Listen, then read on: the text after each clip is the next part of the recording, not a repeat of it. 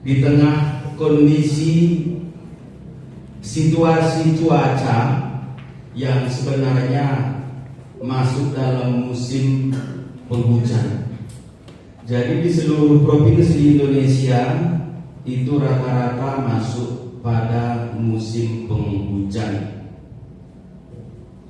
Dalam 2 minggu yang lalu kita dikejutkan oleh faktor cuaca yang begitu deras mengguncang Sumatera Utara, daerah Sibolga,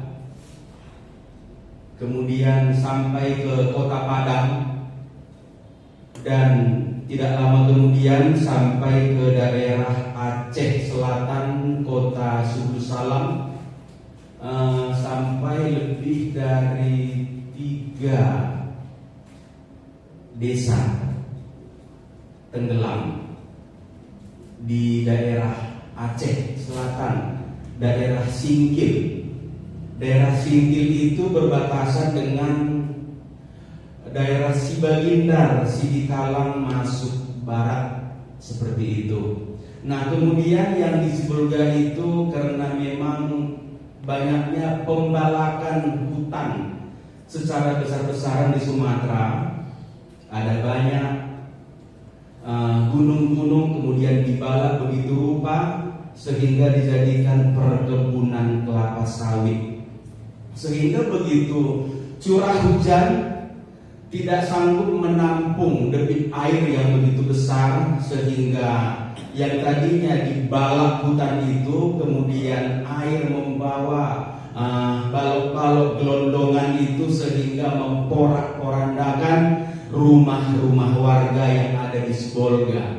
Sibolga itu sebuah dataran tinggi sebetulnya, ya. Nanti kalau ke Gunung Sitoli Nias itu kita harus melewati namanya Kota Sibolga. Kemudian nanti ada pelabuhan yang menghubungkan antara Kota Sibolga dengan Nias ataupun Gunung Sitoli di tempatnya Agus Giawa yang dulu di sini, ataupun Serikat atau Taswage Jagege. Nah, itu kampungnya mereka di daerah Nias. Kemudian Sibolga itu sebuah dataran tinggi, Palembang itu malah turun ke bawah. Jadi akibat debit air dari Sibolga tidak begitu tertahan, makanya sampai ke Padang, Palembang, daerah Minangkabau, seperti itu. Kemudian lanjut sampai ke Aceh, sehingga mengakibatkan banyak jiwa-jiwa yang terbunuh, banyak orang-orang yang meninggal, terbunuh oleh karena banjir bandang yang begitu rupa. Jadi kita hari ini syukur luar biasa, Tuhan masih berikan kesempatan buat kita semua untuk menghirup udara, dan kita boleh berekspresi sampai hari ini di hadapan Tuhan.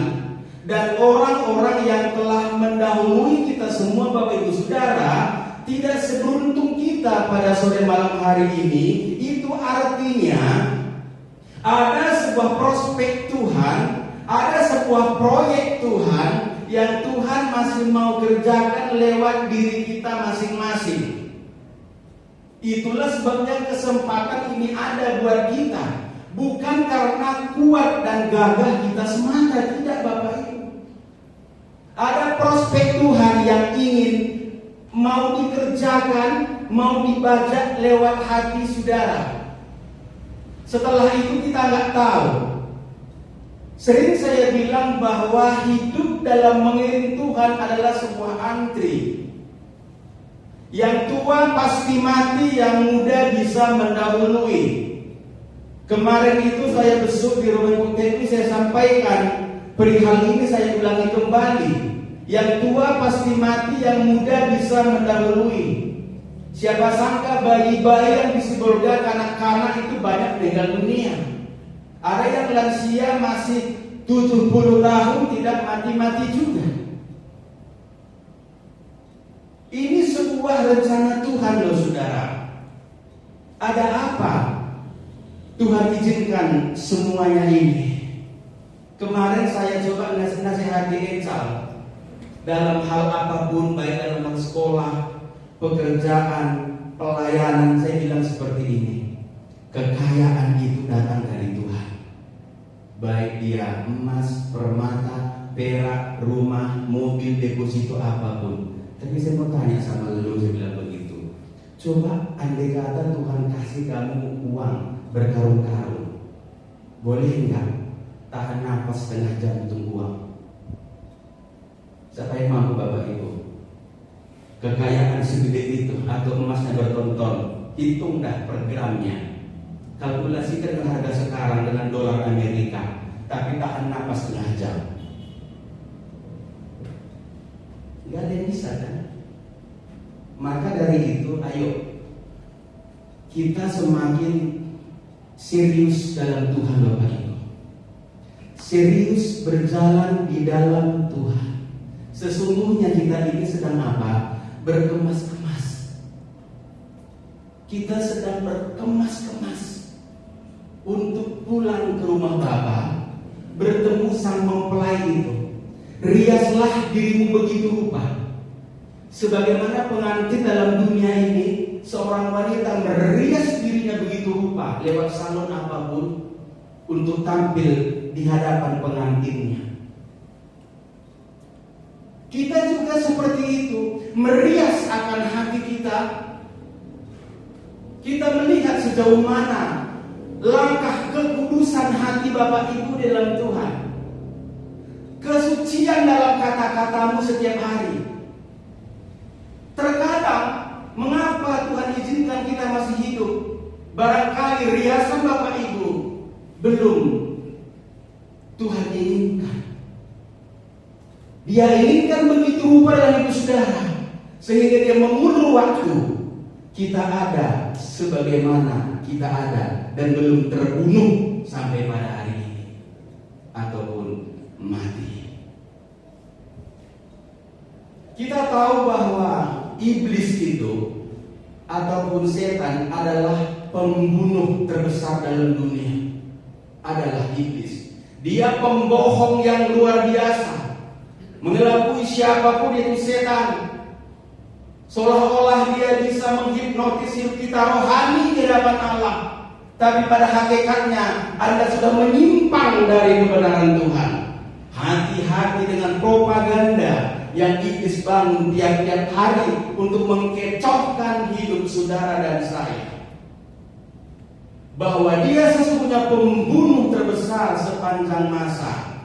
Dan setan ini bisa menggunakan cara dia membunuh lewat sakit penyakit, lewat dosa, lewat kutuk apapun. Iblis bisa mengerjakan itu Bapak Ibu Saudara. Dan kita tahu hari-hari ini di seluruh dunia bahwa pembunuh yang terbesar adalah serangan jantung. Ada banyak orang obesitas hari-hari ini. Bahkan di Amerika sekalipun ada hari ini pelarangan obesitas dilarang masuk. Di Amerika. Ini sebuah terobosan dari Presiden Donald Trump. Kita nggak tahu apa di balik itu. Jadi penyakit jantung ini itu pembunuh terbesar nomor 1 dunia. Kayak Mas Apan tahu karena dia di bidang medis bekerjanya. Lalu kemudian itu bagian hipertensi, pembunuh nomor 2. Hati-hati yang hipertensi. Walaupun saya juga ada hipertensinya, tapi stadiumnya itu mungkin tidak begitu besar. Gak tahu Mas Apan masih minum obat darah tinggi? Pada sama Mas, saya juga masih mengkonsumsi itu, tapi dulunya di rekom Mas Apan itu saya ada 3 obat, saya minum jadi 2, yang satunya saya tinggalkan, tapi nggak apa-apa, buktinya masih bisa berdiri, berarti aman secara medis. Hipertensi Bapak Ibu dan lain sebagainya, kalau asam urat, pegel itu nggak usah dihitung, itu tidak terlalu berdampak sih, paling ya jalannya apa gimana gitu kalau asam urat. Tapi yang namanya hipertensi dan jantung itu pembunuh terbesar di dunia. Nah ternyata Bapak Ibu, bukan hanya jantung ataupun hipertensi yang bisa membunuh manusia, ternyata iman juga bisa terbunuh. Wow, gimana caranya? Iman Pak Elias bisa terbunuh. Walaupun saya seorang pendeta, seorang hamba Tuhan. Ini satu ilustrasi, tapi kita tidak boleh menghakimi. Tidak boleh menghakimi. Penghakiman murni milik Tuhan. Saya paling takut menghakimi siapapun. Hanya menyampaikan kritik dan saran, ya saya mau. Contoh saja loh, kayak pendeta besar Bapak Erastus Sabdono. Ini seorang tokoh yang sangat digemari, bahkan pendeta besar salah satu punya pengaruh di Indonesia. Beliau sebelum diturunkan jadi jabatannya, dia menjabat sebagai ketua STT Sekolah Tinggi Teologi di seluruh Indonesia. Namun hari-hari itu 3 tahun kemudian pengajaran Bapak Erastus ini ada pergeseran teologian. Ada perubahan teologianya, sehingga ada banyak teman-teman rekan hamba Tuhan mengatakan bahwa Bapak Erastus saking menyimpangnya dari firman pengajaran, tidak mempercayai Yesus adalah Tuhan. Di situ saudara. Nah kemudian tidak lama itu dia terkena penyakit stroke. Itu cukup sangat parah. Bagian separuh tangannya tidak bisa digerakkan, lunglai dan tidak berdaya. Banyak orang menafsirkan apakah karena itu. Itu loh saudara. Semata-mata bisa iya dan juga bisa tidak. Kita takut kualat, kita takut salah. Biarlah Pak Erastus yang tahu hubungannya dengan Tuhan. Tugas kita adalah mendoakan beliau supaya kembali sehat dan boleh melayani jiwa-jiwa yang terhilang. Ini doa kita. Maka malam ini dengarlah baik-baik firman Tuhan. Ketika saya sampaikan 2 poin yang saya sampaikan pada malam hari ini, semoga dan doa saya Anda tidak terlibat dalam poin itu. Itu harapan saya. Dalam poin yang kita akan pelajari sebentar, hanya 2 poin. Harapan saya sebagai gembala, jemaat Tuhan tidak terlibat dalam poin ini. Kalau Anda terlibat, mari kita sama-sama belajar dan introspeksi diri. Yuk kita membuka Alkitab kita masing-masing, kita belajar bersama-sama. Waktu ini kita gunakan sebaik mungkin, minta pimpinan Roh Kudus yang sungguh mengajar hati kita seperti hati Bapa. Kita buka Injil Lukas pasal yang pertama, ayat yang ke-5 sampai ayat yang ke-25. Kita coba baca secara bergantian Bapak Ibu Saudara, biar kita ambil bagian dalam pembacaan firman Tuhan. Iman timbul dari pendengaran akan firman Allah. Kita baca bersama-sama. Saya baca ayat-ayat yang ke-5, nanti Bapak Ibu ayat yang ke-6, dan bertemu pada akhirnya sampai ayat yang ke-25. Injil Lukas pasal yang pertama. Kita akan mulai. Bisa ditayangkan, kalau belum kita lanjut saja sambil menunggu. Ya, di handphone bisa dibuka. Injil Lukas pasal yang pertama ayat yang ke-5, demikian firman Tuhan. Pemberitahuan tentang kelahiran Yohanes Pembaptis. Pada zaman Herodes, Raja Yudea, adalah seorang imam yang bernama Zakaria dari rombongan Abia. Istrinya juga berasal dari keturunan Harun, namanya Elisabet. 6, 1, 2, 3.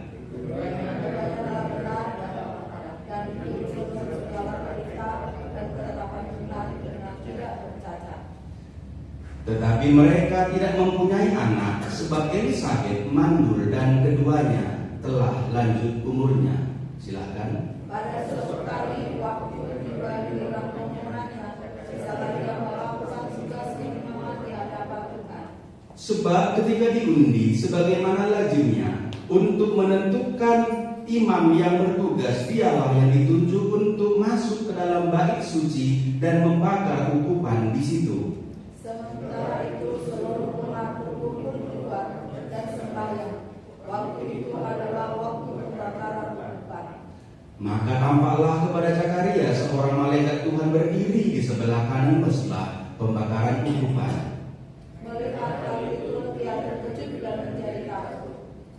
Tetapi malaikat itu berkata kepadanya, "Jangan takut, hai Zakaria, sebab doamu telah dikabulkan dan Elisabet istrimu akan melahirkan seorang anak laki-laki bagimu, dan haruslah engkau menamai dia Yohanes. Engkau akan bersukacita dan bergembira, bahkan banyak orang akan bersukacita atas kelahirannya itu.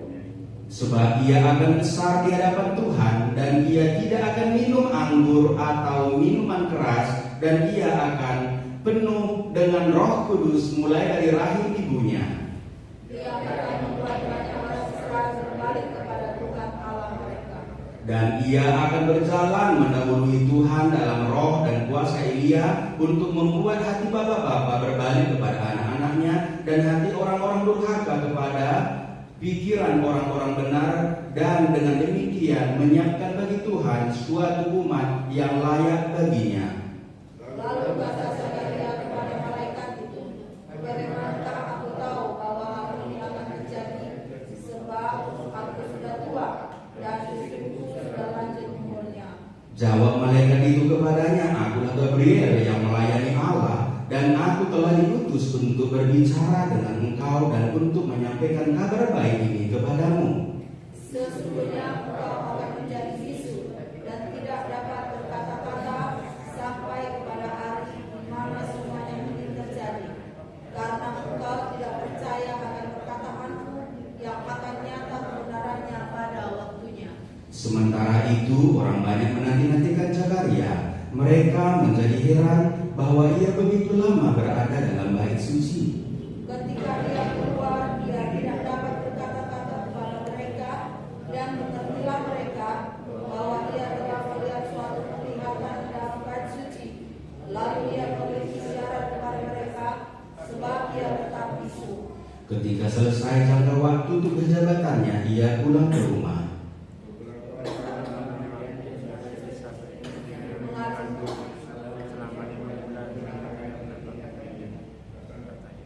Ayat 25 sama-sama 1, 2, 3.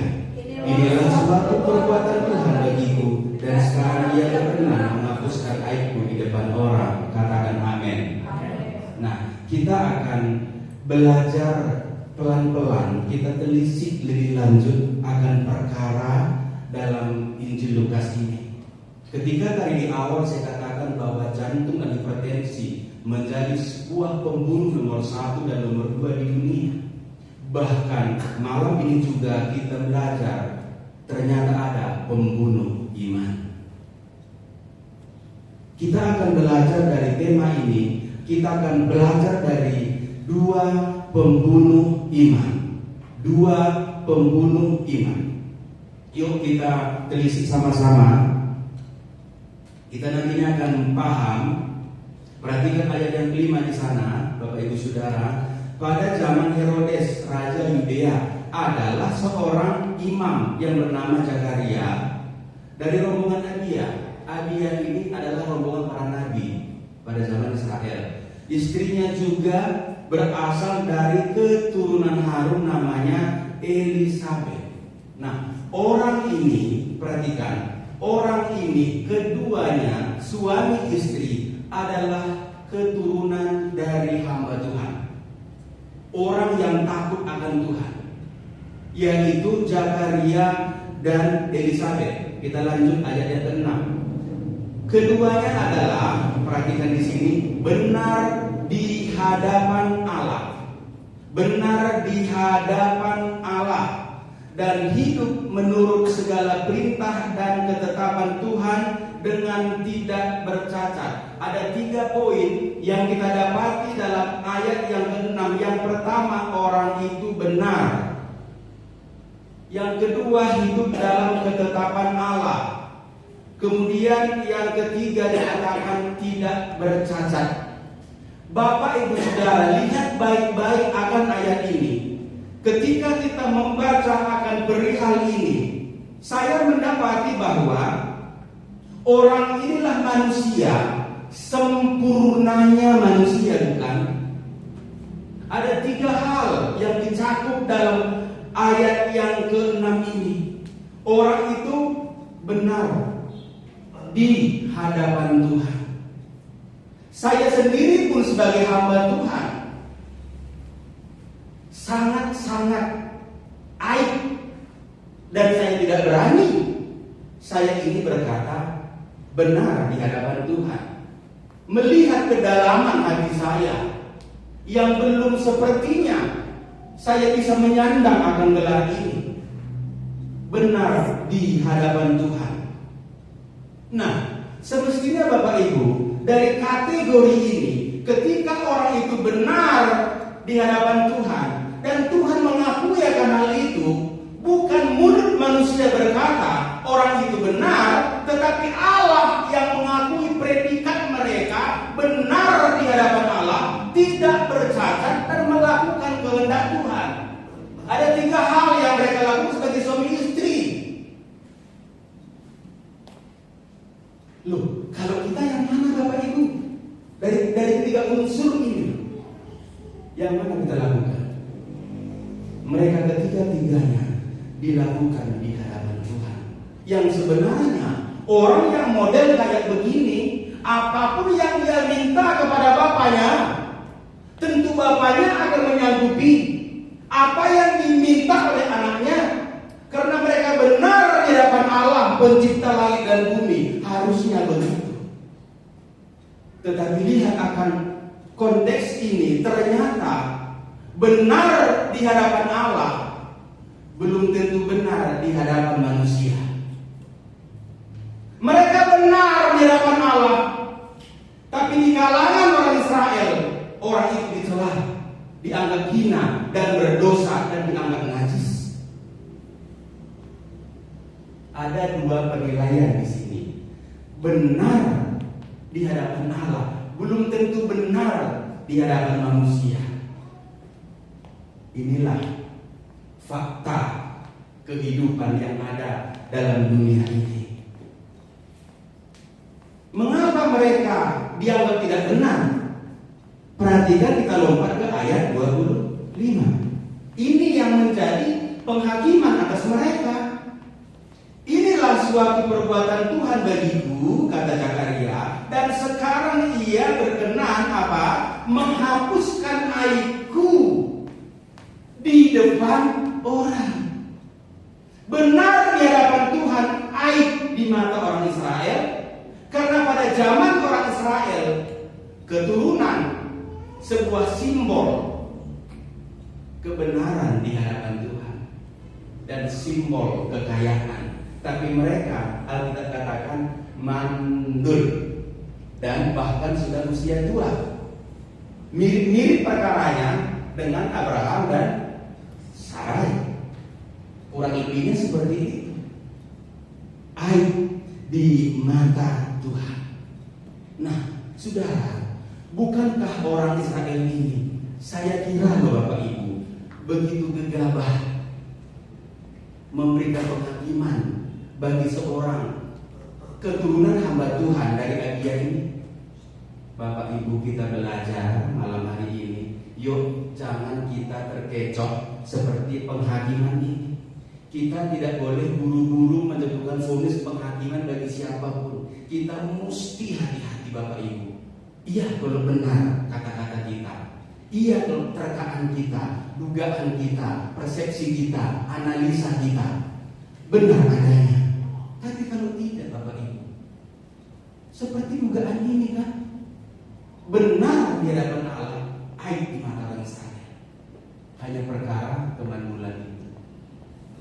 Ayo kita semakin hari akan menjaga lisan kita, supaya lewat itu kita tidak terkecoh seperti kejadian ini. Yuk kita serahkan deh kepada Tuhan segala penghakiman yang punya Tuhan.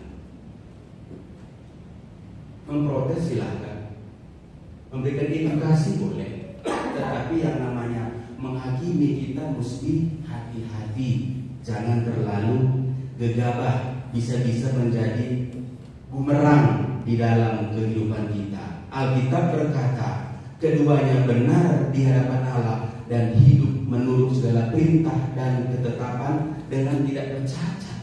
Apakah hari ini ada diketemui orang semacam ini di belahan dunia, di Eropa, di Australia, di Asia, di Afrika? Apakah ada Bapak Ibu? Hampir saya katakan tidak ada. Kalaupun ada, itu langka, manusia langka. Bisa-bisa orang yang lahir dari orang itu, entah dari nabi besar, jikalau itu ada. Tuhan yang memberikan apresiasi kebenaran dalam kedua hambanya ini. Tetapi malam hari ini kita belajar sebenar-benarnya mereka, sekudus-kudusnya mereka, ternyata orang ini mengalami dua pembunuh iman dalam hidupnya. Supaya kita bisa telaah dan telusuri apakah kita ada dalam posisi mereka, dan malam ini kita keluar dari situasi itu, dari zona itu. Kita mau keluar. Tadi di awal saya sampaikan, semoga Bapak Ibu tidak ada dalam kategori dua poin ini. Itu harapan saya. Tapi kalaupun ada, enggak apa-apa. Ini menjadi sebuah perintah untuk kita keluar dari kasus yang dialami oleh Elizabeth dan Zakaria. Kita perhatikan, saya mengajak saudara lebih cepat ke ayatnya yang ke-5, sekarang ke tadi 7, sekarang ke-8. Saya sudah mulai penglihatannya agak-agak gimana ya? Tidak seperti dulu. Mungkin faktor usia juga. Ini Alkitab saya dulu kecil banget, bacanya enak, sekarang udah gede loh. Sudah mulai bara-bara. Maafkan saya Bapak Ibu, doakan kacamatanya biar datang. Haleluya. Kita coba kita perhatikan Bapak Ibu pada ayat yang ke-8. Ini yang membuat mereka terbunuh pengharapan dan imannya. Pada suatu kali, perhatikan, waktu tiba giliran rombongannya, Zakaria melakukan tugas keimaman di hadapan Tuhan. Sebab ketika diundi ayat 9, sebagaimana lazimnya untuk menentukan imam yang bertugas, dialah yang ditunjuk untuk masuk ke dalam bait suci dan membakar ukupan di situ. Mengapa Zakaria membakar ukupan? Pada zaman itu masih disebut dengan zaman tabernakel. Tabernakel itu adalah imam-imam yang terpilih untuk membakar ukupan kepada Tuhan di petang hari, di sore hari kala itu. Maka terpilihlah rombongan dari Zakaria ini. Perhatikan ayat 9, sebab ketika diundi sebagaimana apa?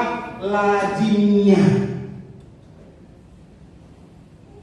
Kata lazimnya di sana berarti lazim itu sama dengan apa?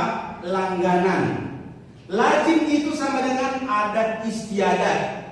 Lazim itu sama dengan apa? Kebiasaan. Lazim itu sama dengan apa? Rutinitas.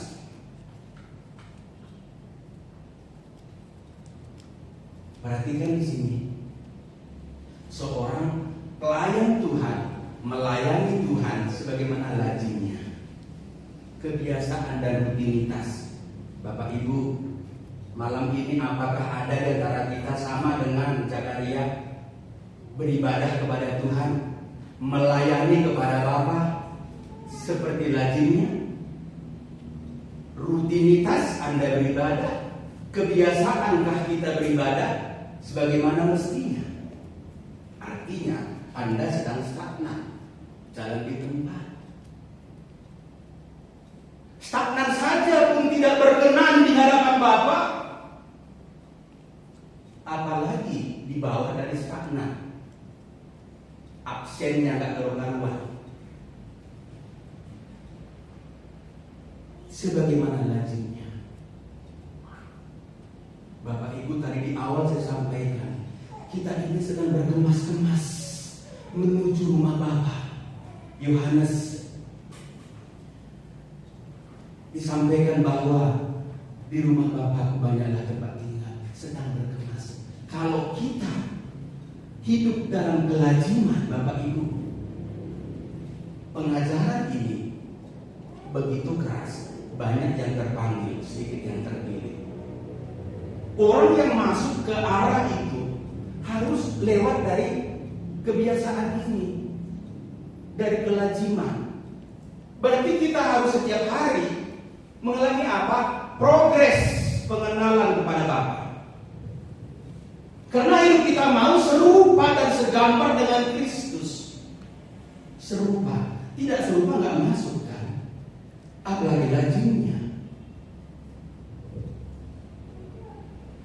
Mari Bapak Ibu, saya mengajak saudara, jemaat Tuhan di tempat ini, mari kita memiliki progres di hadapan Tuhan di dalam pengiringan akan Bapa. Tingkatkan kualitas iman kita.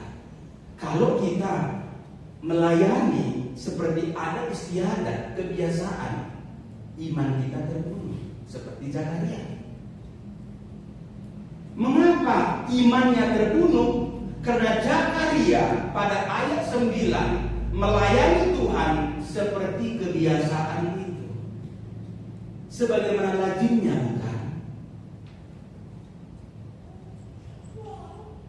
Sehingga iman dia tidak bergerak dalam kegerakan Tuhan. Saya sedikit menyinggung, jangan pernah berkecil hati seberapa kita yang hadir pada malam hari ini.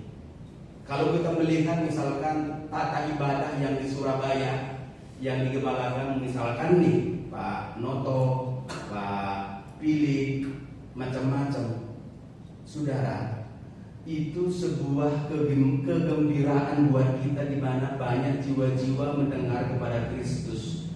Tetapi jangan khilaf dan jangan salah, jangan dianggap rohani semua. Hari-hari ini banyak konser rohani, semua dirohanikan, tapi sebenarnya tidak rohani. Yang paling benar itu, bagaimana Anda bisa mengerti akan firman pengajaran ini yang membuat hati kita bertumbuh menuju kegerakan Tuhan. Saya yang tahu hati saya. Bapak Ibu nggak ngerti akan hati saya.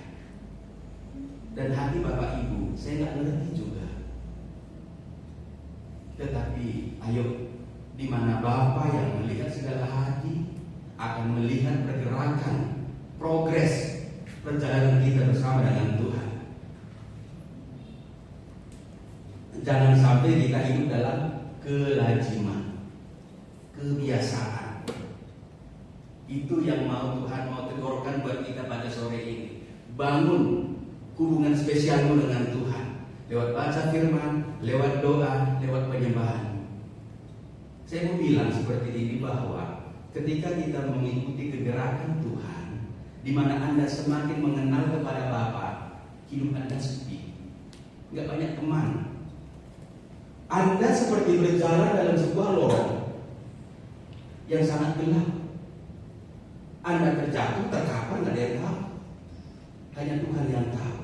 Karena ketika Anda memilih radikal dengan Tuhan, berjalan dengan Bapa, banyak orang tidak sepaham dengan Bapa untuk kita berjalan itu. Orang tidak pahami kita. Di saat kita semakin mengenal Tuhan, Anda sedang masuk dalam jalan yang sepi, di mana sedikit orang akan menuju ke arah itu, seperti restoran di pinggir jalan yang tidak laku. Tetapi kalau orang yang hidupnya glamor dengan dunia, banyak temannya. Di persimpangan jalan banyak, di pertigaan banyak, di mana-mana banyak. Tetapi ketika Anda memisahkan diri, berjalan dengan Tuhan, temannya sedikit Bapak Ibu. Karena itu merupakan sebuah penggenapan firman, banyak yang terpanggil, sedikit yang terpilih. Ini mesti kita hati-hati, jangan terkecoh akan pengajaran-pengajaran yang tidak berdasar pada firman Tuhan. Ternyata iman kita bisa terbunuh oleh karena kebiasaan, rutinitas di dalam rangkaian pengiringan kita kepada Tuhan. Yang pertama itu. Yang kedua kita lihat, kita belajar lagi. Coba kita lihat di ayatnya yang ke berapa ya? Coba ke 18 saja deh. Sambil menghemat waktu, masih ada perjamuan kudus. Di ayat yang ke-18, perhatikan Alkitabnya. Lalu kata Zakaria kepada malaikat itu, bagaimanakah aku tahu bahwa hal ini akan terjadi, sebab aku sudah tua dan istriku sudah lanjut umurnya. Ini sebuah dialog antara Zakaria dengan malaikat Gabriel waktu dia ada di tabernakel, ada di bait Allah, waktu dia membakar ukupan itu. Malaikat itu berkata, mana mungkin aku tahu. Nah, ini sebuah kata-kata, kalau saya tafsirkan adalah sebuah pernyataan kekecewaan dalam diri Zakaria. Kekecewaan. Mana aku tahu? Aku sudah tua. Istriku pun sudah tua. Dan tidak mungkin itu terjadi. Ini sebuah reaksi Bapak Ibu, reaksi kekecewaan. Ketika dia melayani Tuhan dengan kebiasaan, dengan diundi, dengan rutinitas, maka dengan sendirinya iman dia tidak memiliki progres di hadapan Tuhan. Bahkan jalan di tempat cenderung turun grafiknya, turun. Maka dia tidak menangkap apa yang menjadi isi hati Tuhan lewat malaikat Gabriel itu. Karena awalnya dia sudah melayani Tuhan dengan kebiasaan pada ayat 9 tadi. Kemudian di dalam ayat 18 ini, lalu kata Zakaria kepada malaikat itu, bagaimanakah aku tahu bahwa hal ini akan terjadi, sebab aku sudah tua dan istriku sudah lanjut umurnya. Ayatnya yang ke-20, perhatikan di sana.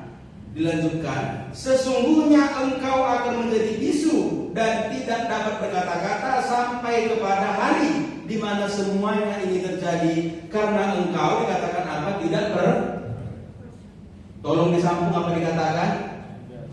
Tidak percaya, bukan? Awalnya Zakaria ngapain? Apatis, acuh tak acuh, sehingga imannya terbunuh. Akhirnya pada ayat 20, seorang Zakaria tidak percaya. Bayangin saudara, ini pun bisa menyerang kita kalau kita tidak hati-hati di hadapan Tuhan. Seorang kumpulan dari golongan apa? Adia, ayat pertama. Para nabi, hamba Tuhan, karena melayani Tuhan dengan apatis. Saya ingatkan pelayan Tuhan, ayo, apalagi pelayan Tuhan, jangan apatis. Berikan semangat dalam Tuhan. Di mana 2-3 orang berkumpul atas namaku, aku hadir di tengah-tengah mereka. Tuhan tidak pandang orang banyak, tapi Tuhan pandang seberapa kita setia bersama Tuhan. Ini ada 2 pembunuh iman yang kita pelajari malam ini.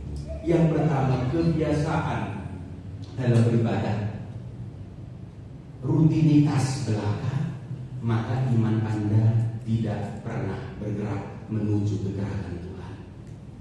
Dia akan stagnan, lama-lama padam, gairah tidak punya. Lama-kelamaan orang itu menjadi tidak percaya. Makanya banyak yang murtad. Satu contoh, ingat Ustadz Yahya Waloni, murtad atau bertahan? Jangan-jangan karena apatis juga, akhirnya kecewa, murtad. Banyak pendeta-pendeta yang murtad, Bapak Ibu, tidak bertahan dalam panggilan ini. Hati-hati dengan dua pembunuh ini, bisa menyerang siapapun.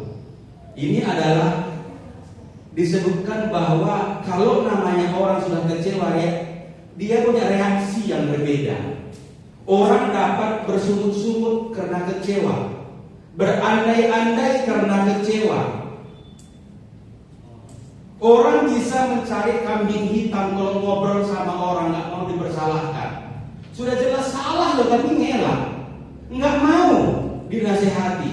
Mencari kambing hitam, aku miskin karena si Anu, aku tidak diterima di pekerjaan karena si A, rumahku kebanjiran karena si Anu, padahal hujan 3 hari 3 malam.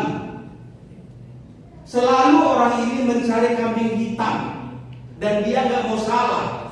Tidak puas cari kambing hitam, cari kambing putih besoknya. Cari kambing hijau, kambing kuning, karena kambing hitam sudah habis. Karena sudah kecewa, Bapak Ibu. Itu reaksi orang-orang yang kecewa. Dia mulai mencari kambing hitam. Zakaria itu mana aku tahu? Dia ngomong kan ke malaikat, seorang malaikat yang besar bernama Gabriel itu, mana aku tahu? Simpelnya orang ini berkata-kata. Maka pada malam hari ini, kalau memang kita ada di antara poin ini, saya dan saudara, kita sadar diri, kita cepat bertindak. Jangan sampai kita menjadi orang yang apatis, dan akhirnya kita menjadi orang yang kecewa, sehingga kita tidak menangkap akan kegerakan Tuhan. Makanya disampaikan pada ayatnya yang terakhir itu tadi, perhatikan di sana. Inilah suatu perbuatan Tuhan bagiku, dan sekarang Ia berkenan menghapuskan aibku di depan orang. Anda tahu Bapak Ibu, andai kata dia menangkap janji Tuhan, yes aku terima, nggak mungkin dia bisu. Ini endingnya sebenarnya, karena dia nggak menangkap, Tuhan ajar dia.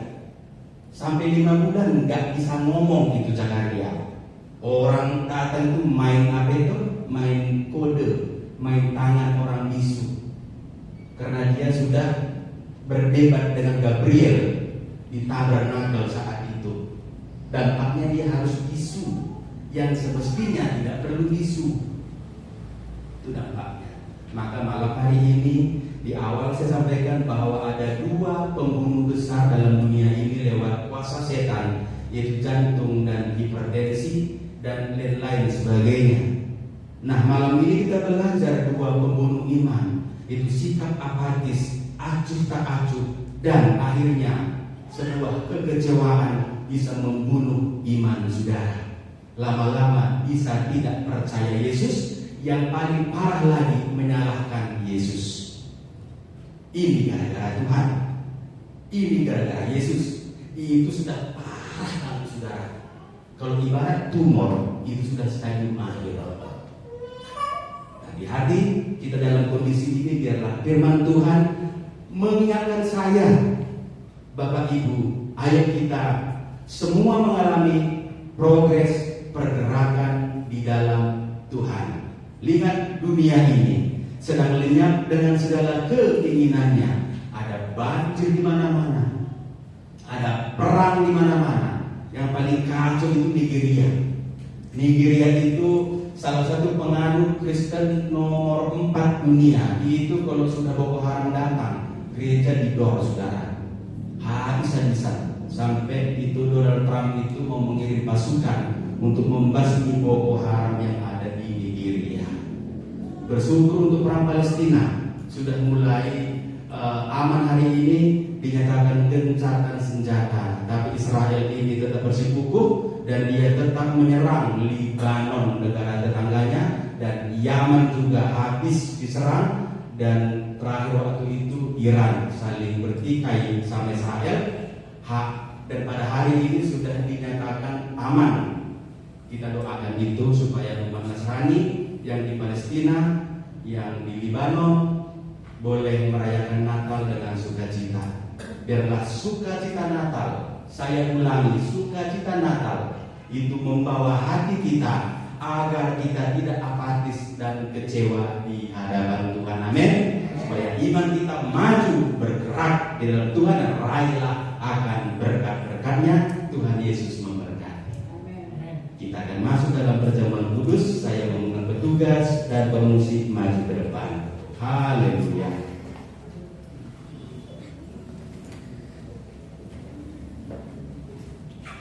Terima kasih Tuhan. Terima kasih Bapa di surga. Terima kasih Bapa di surga. Kita masuk dalam doa. Bapa, hamba bersyukur di hadapan-Mu, sebab Tuhan baik. Dan ketika hamba berdoa di hadapan-Mu, apa yang harus kusampaikan dari anak-anak-Mu? Bukankah Engkau telah melatih akan otot-otot hati hamba-Mu dan otot telingaku untuk mendengar akan suara Tuhan? Dan hamba telah menyampaikan seberapa hamba tahu dan seberapa hamba bisa bagi anak-anak-Mu ya Bapa. Untuk kelanjutan perkataan-Mu bagi anak-anak-Mu, Roh Kudus yang pimpin umat-Mu di tempat ini, bantulah mereka ya Tuhan, tolonglah mereka agar mereka mengerti lebih lagi kedalaman akan firman Tuhan, supaya hidup kami sungguh-sungguh berkemas-kemas di hadapan Tuhan, untuk kami mempersembahkan hati yang begitu rupa, yang begitu jelita di hadapan Tuhan. Engkaulah pria pengantin surgawi, dan kami mempelai-mempelai perempuan dan wanita surgawi, dan kami harus menata hati kami begitu rupa ya Bapa. Tuhan, tolonglah kami semua, tolong kami dan bantu kami ya Tuhan. Bapa di surga, sebentar kami akan nikmati perjamuan kudus-Mu, mengingatkan akan kami akan kematian korban Tuhan di atas bukit Kalvari. Engkau yang telah menyanggupi dan membayar lunas segala dosa pelanggaran kami, agar kami tidak kecewa di hadapan Tuhan, agar kami tidak apatis di hadapan-Mu, biar kami sungguh-sungguh serupa dan segambar dengan Bapa. Tuhan, tolong kami semua, Roh Kudus bantu kami dan tolong kami. Dalam nama Tuhan Yesus berdoa dan syukur. Haleluya. Amin.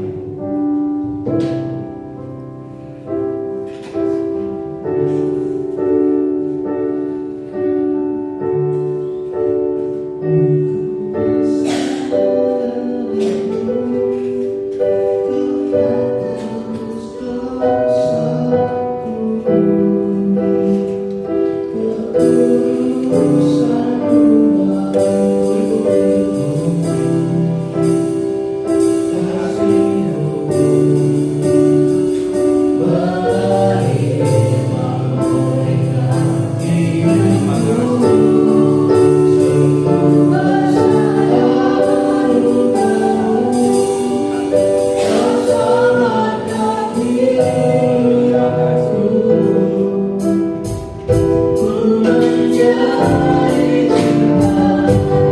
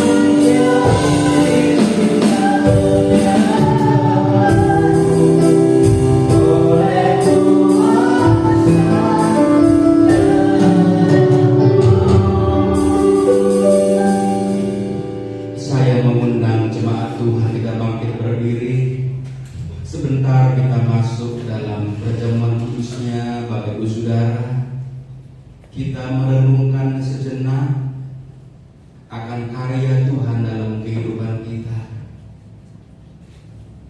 Ini adalah kado yang spesial bagi umat manusia, kado yang terindah sepanjang masa, yaitu tubuh dan darahnya yang diberikan untuk kita, supaya kita manunggal dengan Tuhan.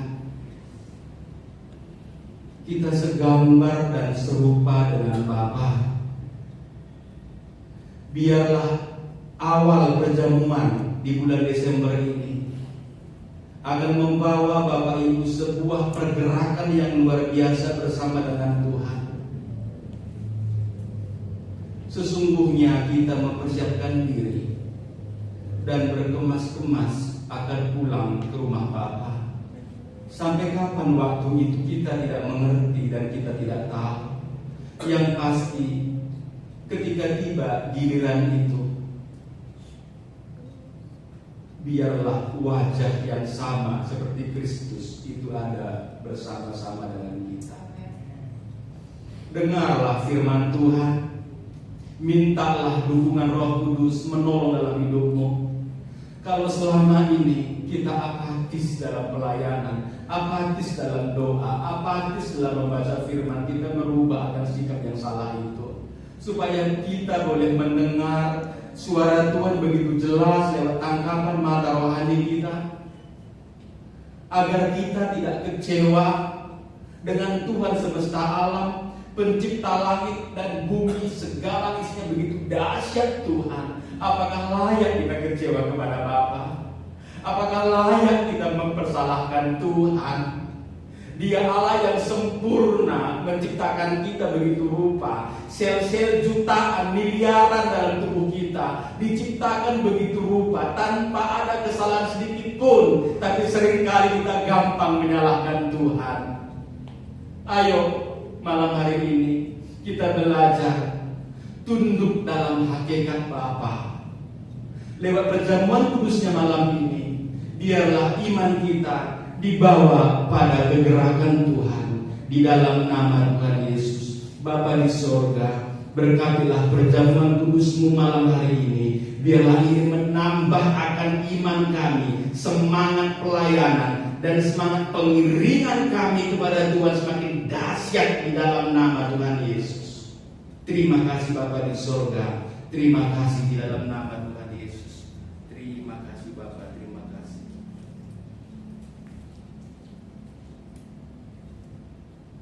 Mari kita angkat roti melebihi kepala kita dan dengarlah firman Tuhan dan hampiri dia dengan iman percaya. Haleluya. Angkat roti melebihi kepala kita. Sebab apa yang telah kuteruskan kepadamu telah aku terima dari Tuhan, yaitu bahwa Tuhan Yesus pada malam waktu ia diserahkan mengambil roti, dan sesudah itu ia mengucap syukur atasnya, ia memecah-mecahkannya dan berkata, inilah tubuhku yang diserahkan bagi kamu, perbuatlah ini menjadi peringatan akan aku.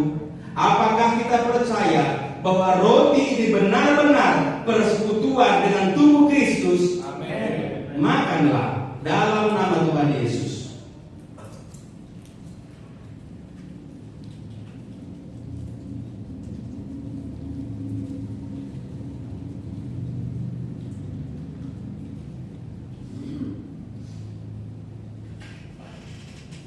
Kemudian angkat anggur dan dengarkan firman Tuhan.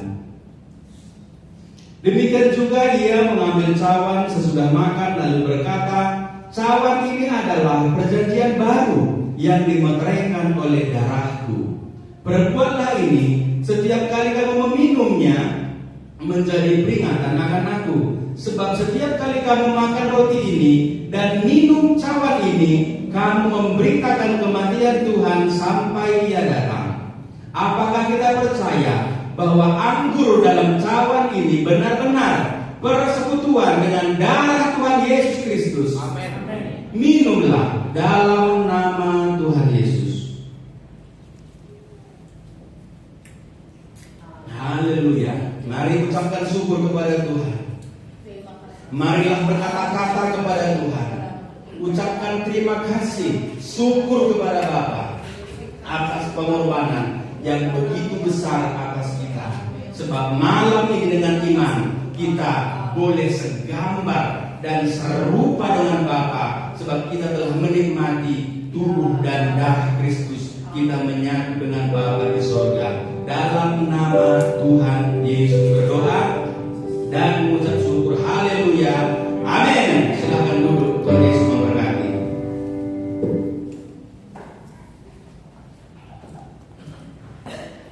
Tuhan, dengan saudara dengan perjamuan kudus dan juga firman Tuhan, firman Tuhan mengajar kepada kita supaya kita beribadah itu tidak hanya sebagai rutinitas datang dan pulang tanpa mendapatkan apa-apa, dan supaya kita tetap menjadi percaya kepada firman Tuhan, percaya akan kuasa Tuhan, percaya bahwa Dia sanggup menolong setiap kita dalam setiap permasalahan kita, mengangkat kita, bantu kita, menghibur, percaya dalam segala hal kepada Tuhan. Terima kasih teman-teman malam hari ini. Kita akan berikan persembahan. Saya mengundang putra sekolah kita untuk maju. Akan berdoa. Terima kasih Tuhan untuk malam hari ini. Dengan diberikan persembahan, percaya akan balas di depan Tuhan. Memberikan persembahan sudah cuma dalam Tuhan Yesus berdoanya. Amin. Alhamdulillah.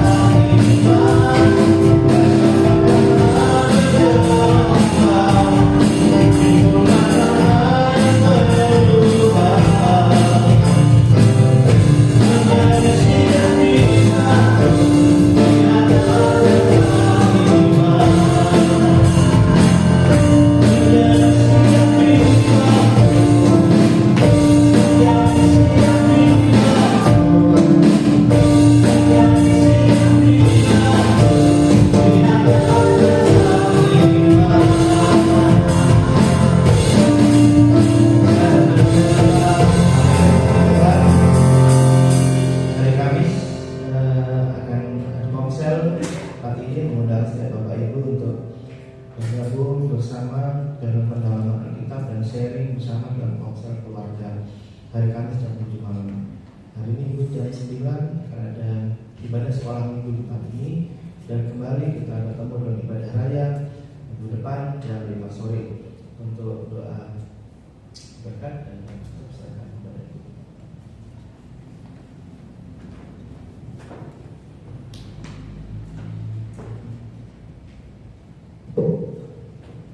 Baik, puji Tuhan, semuanya diberkati hari ini. Amin, amin. Baiklah, kita boleh memperhatikan firman Tuhan.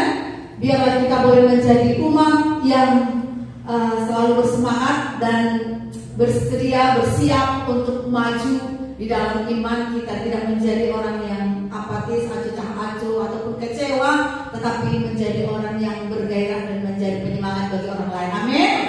Amin. Haleluya. Terima kasih Tuhan banyak. Tuhan Yesus memberkati. Tuhan pakai lebih luar biasa lagi, dan pelayanan dan pekerjaannya Tuhan berkati. Haleluya. Mari kita bangkit berdiri. Kita akan menutup ibadah kita. Kita akan ikut pujian sebab Kau besar.